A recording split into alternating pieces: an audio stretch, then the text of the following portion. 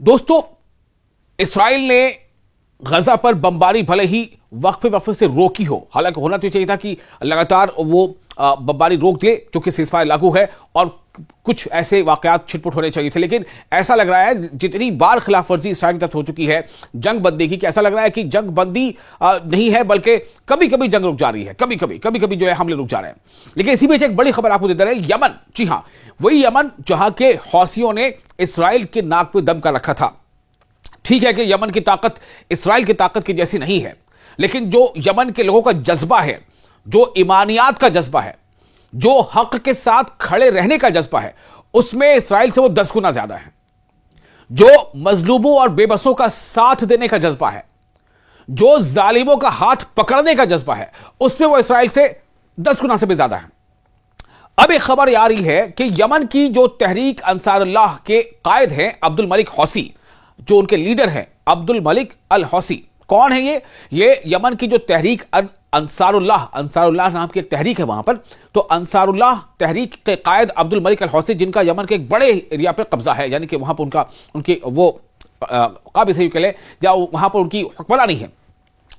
तो अंसारुल्लाह के कायद उनके जेरे कंट्रोल में है यमन का एक बड़ा काफी बड़ा हिस्सा। इसके जो कायद है अब्दुल मलिक अल हौसी ने यौम शुहदा की मुनासिबत से दिए गए एक खिताब में कहा है कि काबिज इसराइल के खिलाफ एक नई महाज आराई नागुजीर है, यानी बेहद जरूरी है, और इसके लिए तैयारी जारी रखना भी जरूरी है। अब जरा गौर से इस को समझने की कोशिश कीजिए। यमन की तहरीक अंसारुल्लाह के कायद अब्दुल मलिक अल हौसी ने यौम शुहदा की मुनासिबत से एक खिताब में जो बातें कही हैं वो काफी अहम। वो ये कह रहे हैं कि काबिज इसराइल के खिलाफ एक नई महाज आराई, यानी एक नया मोर्चा बहुत जरूरी है, और इसके लिए तैयारी जारी रखना भी जरूरी है।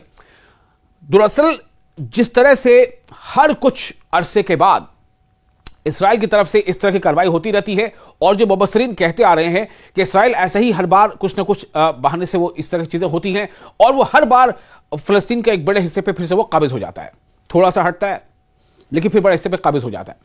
ये जो रविश है उसके खिलाफ करने का ये इशारा कर रहे हैं उन्होंने, यानी अब्दुल मलिक अल हौसी ने वाज़ेह किया है कि हम अगली लड़ाई के लिए बुनियाद इस तैयारी पर रख रहे हैं, और दुश्मन या जो भी इसमें मुलविस हो उसके खिलाफ मुकाबले के लिए तैयार रहना चाहिए। उन्होंने जोर देकर कहा, किसने? अब्दुल मलिक अल हौसी ने जोर देकर कहा कि हम यकीनन काबिज इसराइल के खिलाफ एक नई मुकाबलाबाजी की तरफ जा रहे हैं। चूंकि जिस तरह से यह देखा जा रहा है, आप देखिए दुनिया के तमाम बड़े मुल्कों की कोशिश से, जिसमें अमेरिका, ब्रिटेन, अरब ममालिक, तुर्की, ऐसे तमाम ममालिक शामिल रहे, उनकी कोशिश से मिस्र के शर्म अल शेख में जो सीज फायर को लेकर वहां पर एक आला सतही जो है वहां पर एक समिट हुई और सरबराही समिट हुई थी, तो उसमें तय होने के बावजूद, उसमें फरीकैन की तरफ से दस्तखत होने के बावजूद तकरीबन 60-70 बार अब तक इसराइल की जानिब से इस सीज फायर का वायोलेशन हो चुका है।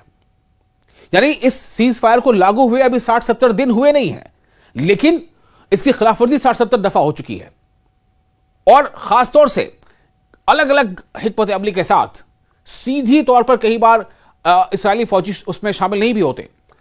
3 से 4 बार तो एयर स्ट्राइक कर दी है मशरकी गजा में, रफा के आसपास के इलाकों में, खान यूनिस में। तो इसीलिए कहीं ना कहीं जो यमन के जो हौसी कायद हैं मलिक अल हौसी, उनका यह कहना है, वो कह रहे हैं कि यमनी कायद ने कहा कि खित्ते का इस्तेहकाम, यानी उसकी जो स्टेबिलिटी है इस पूरे रीजन की, उसकी सलामती और उसका अमन मुमकिन नहीं है जब तक काबिज इसराइल फलस्तीन पर काबिज है, जब तक इसराइल फलस्तीन पर काबिज है। क्योंकि आपको पता है ना कि फलस्तीन के एक बड़े हिस्से पर इसराइल का कंट्रोल है, और मांग लगातार ये उठ रही है, या हमास या दूसरी जो भी तंजीमें हैं, दरअसल वो ये चाहती हैं कि इसराइल ये कब्जा खत्म करे और फलस्तीन को अपने तौर पर आजाद रहने दे। इसी बात को लेकर के जो रेजोल्यूशन यूएन में पास हुआ था, जिसमें यह कहा गया था कि क्या फलस्तीन को एक अलग स्टेट, एक इंडिपेंडेंट स्टेट, एक कंट्री तस्वर किया जाए, माना जाए, तो उसको लेकर के जो वोटिंग हुई थी उसमें 193 में से 142 मुल्कों ने, यूएन के जो 193 मेंबर मुल्क है उनमें से 193 में से 142 मुल्कों ने इसके हामी भरी थी, इसके पक्ष में वोट दिया था। इसके हक में वोट दिया था। और उनमें उनमें नाम जर्मनी का भी शामिल है, उनमें नाम ब्रिटेन का भी शामिल है, उनमें फ्रांस का भी नाम शामिल है। और बहुत दबाव अमेरिका पर भी था, इंटरनल प्रेशर था कि अमेरिका भी उसको माने, हक करे। लेकिन उसमें जो उसकी मुखालफत में जो वोटिंग हुई थी उसमें से 10 मुल्कों ने उसकी मुखालफत की थी। 193 में से 10, उन 10 में से जाहिर है कि इसराइल तो खुद था ही और खुद अमेरिका भी था।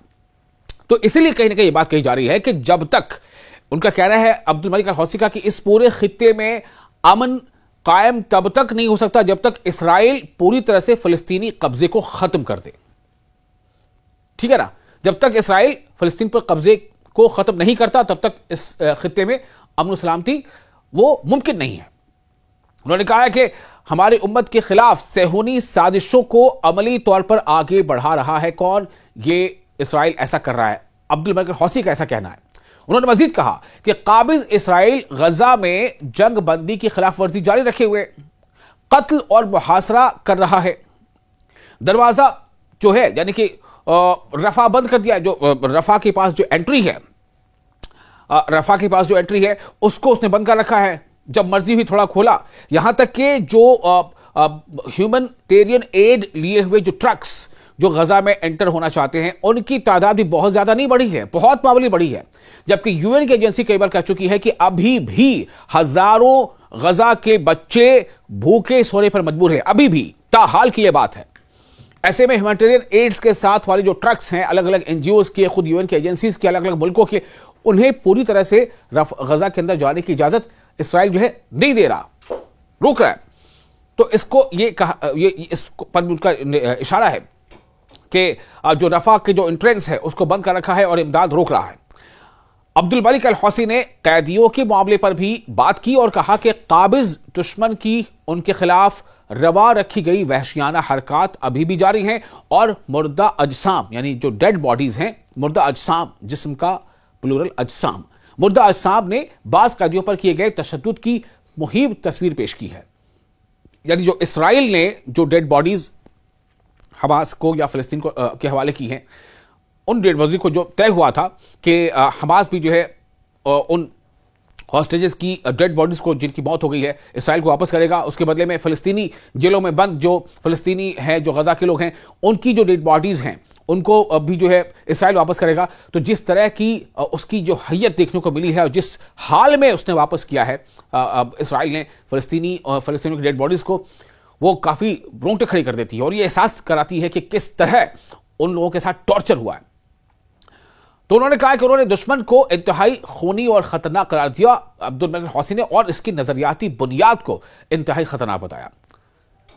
अब्दुल मलिक अल हौसी ने लेबनान के हवाले से कहा कि मज़ाहमत के हाथ से हथियार छीनने की कोशिशें हो रही हैं जो लेबनान को जारहियत के खिलाफ महफूज रखती है, और खबरदार किया कि दुश्मन खित्ते में जो कुछ हो रहा है उसे तेल, गैस और पानी से मुतालिक इक्तिसादी मफादात के साथ जोड़ने की कोशिश कर रहा है। उन्होंने इस बात को खबरदार किया है।